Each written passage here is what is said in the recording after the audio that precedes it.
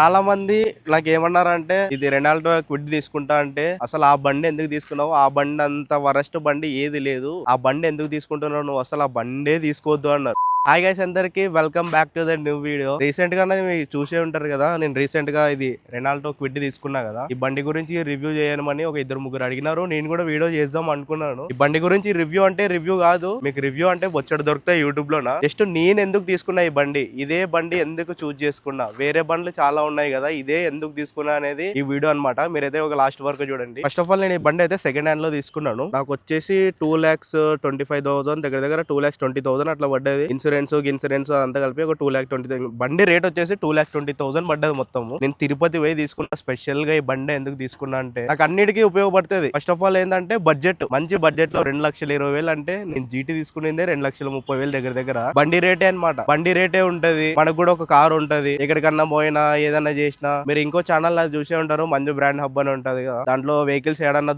దూరం ఉన్నప్పుడు బండి మీద పోవాలంటే కష్టం అవుతుంది. అడికి ఇది కార్ లో అయితే సింపుల్, ఎంత దూరం అన్నా వెళ్ళిపోవచ్చు, అడికి పోయి తెచ్చుకోవచ్చు, మంచిగా బండి ఉండి అన్ని చూసుకొని వచ్చేటప్పుడు తీసుకొని రావచ్చు కదా. అన్నిటికీ ఫ్యామిలీకి యూజ్ అవుతుంది, నాకు పర్సనల్ ఎక్కడ తిరగాలన్నా యూజ్ అవుతుంది, ఇంకెక్కడన్నా ఫ్రెండ్స్ కానీ ట్రిప్పులు కానీ అన్నిటికీ పనికి వస్తుంది. అందుకే ఈ బండి అయితే తీసుకున్నాను అనమాట. బడ్జెట్ లో ఉందని చెప్పేసి 2,20,000 లో పడ్డది కాబట్టి తీసుకున్నా. ఈ బండి మోడల్ వచ్చేసి 2017 మోడల్. చాలా మంది నాకు ఏమన్నారంటే ఇది రెనాల్డో క్విడ్ తీసుకుంటా అంటే అసలు ఆ బండి ఎందుకు తీసుకున్నావు, ఆ బండి అంత వరస్ట్ బండి ఏది లేదు. నేనేందబ్బా ఇట్లా అంటున్నారు ఈ బండికి, నేను ఈ బండి తీసుకోవాలని డబ్బు చేతిలో పట్టుకున్నాను. ఇప్పుడు బయలుదేరదాం అన్నప్పుడు ఎందుకన్నా మంచిది, కొద్దిగా ఎక్స్పీరియన్స్ ఉన్న వాళ్ళని కనుక్కుంటే బాగుంటది కదా అని చెప్పేసి అడిగితే ఆ బండి ఎందుకు తీసుకుంటున్నావు, ఆ బండే తీసుకోవద్దు, అసలు ఎంత వరస్ట్ బండి అంటే అంత వరస్ట్ బండి. దాని సామాన్లు దొరకవు, దాని ఏమన్నా పోతే అవి కాస్ట్లీయే. నువ్వు ఇంకోటి ఇట్లా స్పీడ్ ఇట్లా పోతుంటావు అనుకో, పక్కన నుంచి నీదేమన్నా బండి పోయినా ఇట్లా ఊగుతుంది, ప్రాణాలు పోతాయి, అవి ఇవి ఏమేమో దండికి చెప్పినారు బండి తీసుకునేటప్పుడు. నేనైతే ఆలోచించిన అసలు తీసుకుందామా అని పోతున్నప్పుడు ఆలోచించిన ఒక కొన్ని సెకండ్స్, ఏందబ్బా ఇట్లా అంటున్నారు కదా అనుకోని కొద్దిగా మళ్ళీ ఇంకా వేరేది ఆలోచించి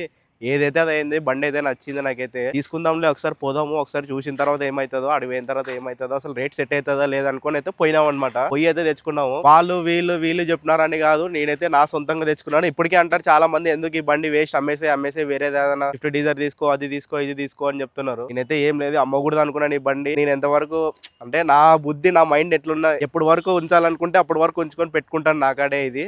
ఇంకోటి ఏమంటే నా దగ్గర ఇంత ముందు రీసెంట్ గా స్విఫ్ట్ డీజర్ ఉండే అనమాట. నేను దాన్ని బాడిగిలు తిప్పుతుండే. నేను 7 lakhs పెట్టి కొనుక్కున్నాను. 7 lakhs పెట్టుకొని దగ్గర దగ్గర 2 years యూస్ చేసింటా అనమాట. దాన్ని బాడిగిలు పంపిస్తూ అట్లా మెయింటైన్ చేస్తుంటే నిదానంగా. కొన్ని రోజులుగా దానికి రెంట్ కి సరిగా పోకుంటుండే అనమాట. రెంట్ కి సరిగా పోకుంటుండే. ఇంకా మళ్ళీ మెయింటెనెన్స్, టైర్లు, ఆయిల్ చేంజ్, అవి ఇవన్నీ ఫుల్ మెయింటెనెన్స్. నాకు అది ఇది ఎక్కువ అవుతుండే. ఎందుకన్నా మంచిది లేక అమ్మేద్దాం అని చెప్పేసి ఆ బండి అమ్మేసిన నేను. ఆ బండి అమ్మేసిన తర్వాత కొన్ని రోజులు అయితే కార్ లేదు కదా అనుకుని కొన్ని రోజులు బాధపడ్డాను. తర్వాత ఈ బండి చూసినాను, కరెక్ట్ టైం లో నాకు దొరికింది, పోయినాను, వేసుకొని వచ్చినాను. అంతా ఊగుతుంది, అది ఇది ఏం లేదు. ఒకసారి కంఫర్ట్ కూడా చూపిస్తారండి మీకు అసలు ఇది ఎట్లుంటుందో అని. రా బ్రో,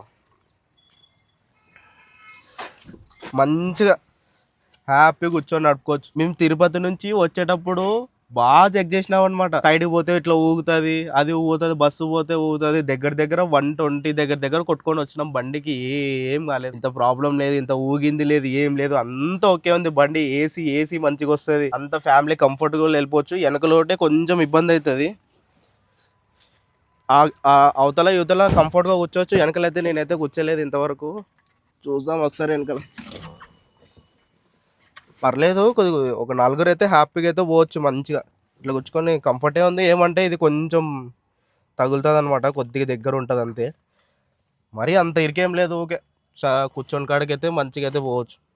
వెనకలు ఉన్న వాళ్ళకి కొంచెం లావు పర్సన్ ఎవరైనా ఉంటే వాళ్ళకైతే ఇబ్బంది అవుతుంది. నార్మల్ నా సైజ్ లాంటి వాళ్ళు ఉంటే ఈజీగా అయితే వెళ్ళిపోవచ్చు.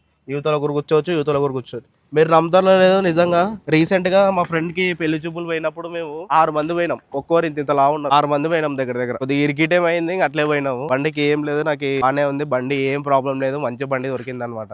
మీలో ఎవరైనా ఈ రెనాల్డో క్విడ్ తీసుకోవాలని అనుకున్న వాళ్ళైతే ఖచ్చితంగా అయితే తీసుకోండి. ఎందుకంటే ఈ బడ్జెట్ లో అంటే సెకండ్ హ్యాండ్ లో కానీ కొత్తది కూడా అరౌండ్ 5.5 lakhs ఎంతో ఉంటది షోరూమ్ లో. లోయెస్ట్ బడ్జెట్ లో అంటే ఈ రెనాల్డో క్విడ్ అనమాట మనకు వచ్చేది. ఆల్టో అవి ఇవి చూస్తే కొద్దిగా ఓల్డ్ వెర్షన్, బండి కూడా అంత బాగోదు. ఇదైతే కొద్దిగా డిఫరెంట్ టైప్ ఉంటది కాబట్టి రెనాల్డో క్విడ్ అయితే చాలా బాగుంటది బండి. నేను నా కార్ డీజర్ అమ్మేసిన తర్వాత ఆల్టోనే తీసుకుందాం అనుకున్నాను 1 lakh బడ్జెట్ లో. చాలా మంది 2009 మోడల్, 8 మోడలే 1,20,000, 1,30,000 అట్లా చెప్తున్నారు. నేను ఇంకా బండి వదిలేసి ఎందుకులే అంత బడ్జెట్ పెట్టినా కూడా అంత ఓల్డ్ బండి ఎందుకు తీసుకోవాలని చెప్పేసి కొద్దిగా రీసెర్చ్ చేసిన తర్వాత రెనాల్డో క్విడ్ గురించి తెలిసింది నాకు. ఇక దీని గురించి కొంచెం రీసెర్చ్ చేసి బండి గురించి రివ్యూస్ చూసి బండి ఇంకా బాగుంటది, ఎట్లా కొద్దిగా అల్టో టైప్ కాకుండా అట్లా కొంచెం డిఫరెంట్ టైప్ ఉంటది అని చెప్పేసి ఈ బండి అయితే తీసుకున్నాను. మీరు ఎవరో తీసుకోవాలనుకుంటే 100% అయితే తీసుకోవచ్చు దీన్ని. ఈ వీడియోతో ఎంతటితో ఏం చేస్తున్నాను, ఇది ఏం నా బండి గురించి రివ్యూ కాదు, ఏం కాదు, జస్ట్ నా ఎక్స్పీరియన్స్ ఎట్లుందో బండి గురించి, ఈ బండి ఎందుకు తీసుకున్నా, ఎందుకు సెలెక్ట్ చేసుకున్నా అనేది అనమాట ఈ వీడియో. జస్ట్ ఇది ఒక్కటే. మీకు రివ్యూలు కావాలంటే దెండు దొరికితే నేనేం రివ్యూ తీయలేదు, ఓన్లీ ఈ బండి ఎందుకు తీసుకున్నాను అని చెప్పేసి, అందుకే అనమాట ఈ వీడియో. మీకు కానీ ఈ వీడియో నచ్చినట్టయితే డెఫినెట్ గా లైక్ చేసి మన ఛానల్ అయితే సబ్స్క్రైబ్ చేయండి. చాలా మంది చూస్తున్నారు కానీ సబ్స్క్రైబ్ మాత్రం ఎవరు కొట్టడం లేదు. ప్లీజ్ అలా ఒక సబ్స్క్రైబ్ చేసి మన వీడియోకి ఇప్పుడే లైక్ చేయండి. రైట్.